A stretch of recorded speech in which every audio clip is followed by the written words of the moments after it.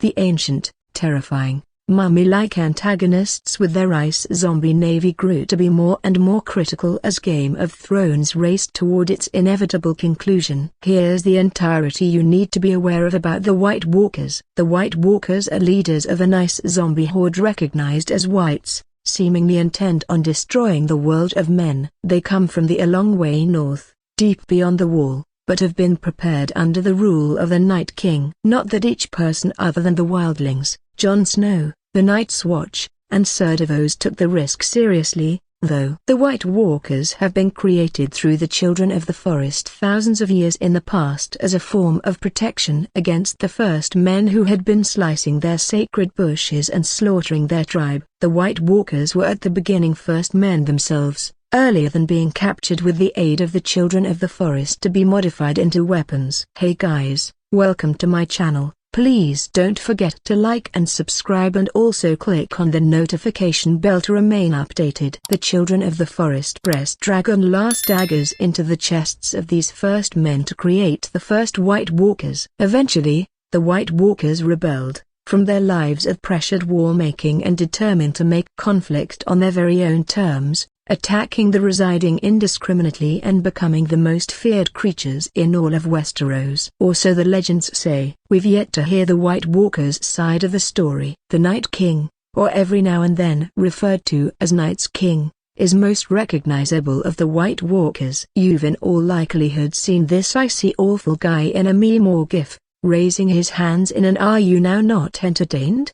gesture as he resurrects an entire horde of fallen wildling corpses into whites. Because that's something he can do. The Night King was the first of the White Walkers. He was one of the first men earlier than he used to be became into something else by means of the Children of the Forest. He has the energy to turn human toddlers into White Walkers, as we noticed with Craster's sons who had been given as sacrifices to the Night King in return for Craster's and his brood's safety. He also raised Dany's dragon Viserion from the dead, and rode him whilst destroying the wall. Talk about flex. I mean, they're possibly surprisingly mad about that enforced slavery thing. Also, they have been created with a singular cause, a fighting the use of untested magic as the instrument. In different words, the Children of the Forest have been simply variety of desperately winging it. They had been enjoying with fireplace, or, in this case, ice, and most sincerely burned. Now,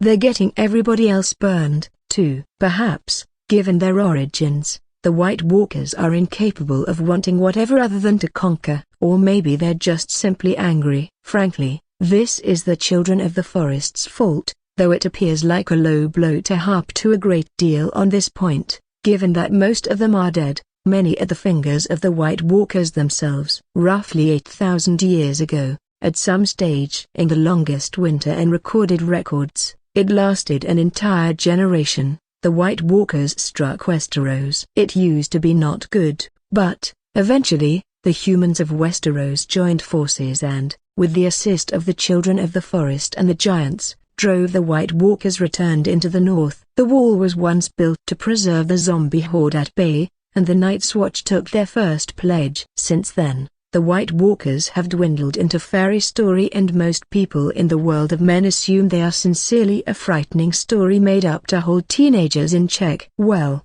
we recognize they speak a language called Scroth, which creator George R.R. Martin describes as sounding like the cracking of ice. Some of the White Walkers we have considered on the show have crown-like horns of ice, suggesting they are phase of some variety of ruling class. This form of White Walker has constantly been considered carrying black armor. The Night King leads them. What do the White Walkers consider in? Melisandre claims the White Walkers worship a god known as the Great Other, who is essentially the Lord of Light's enemy. It is uncertain if the Great Other is associated to any of the many other non-secular deities we have heard about on this show so far.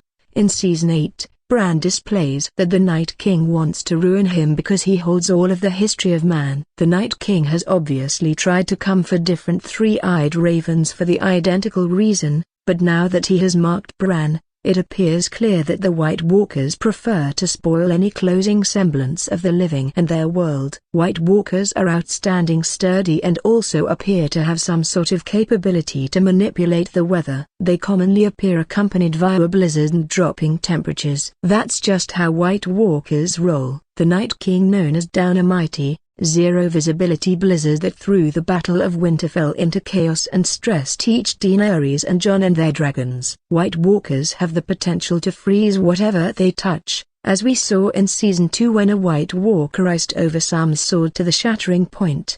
Perhaps most terrifyingly, the White Walkers are in a position to reanimate corpses of fallen men, turning them into whites. Wildlings have taken to burning their corpses to forestall them from being delivered to the White Walkers' increasingly more big army. The Night King in precise has validated similarly power. In addition to his aforementioned capability to flip human infants into White Walkers, he can flip hundreds of corpses into whites with the elevating of his arms. The whites then act in a singular hive mind, and come to shock others who are in peril, can cause fissures in the ground, and can mark a man or woman for pursuit as he does with Bran in Season 6. Once marked, it is rumored that no barrier can forestall the Night King from following his prey, which has led many fans to speculate that Bran's mark will help the Night King and his military omit the wall, as has indeed come to pass. Oh, and he can additionally reanimate dead dragons into white, undead dragons. Yeah. Bears,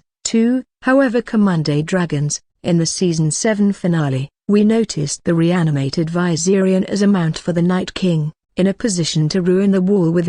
Thanks for watching. Please don't forget to like this video and drop comments, and most importantly don't forget to subscribe and hit the notification bell so you don't miss anything.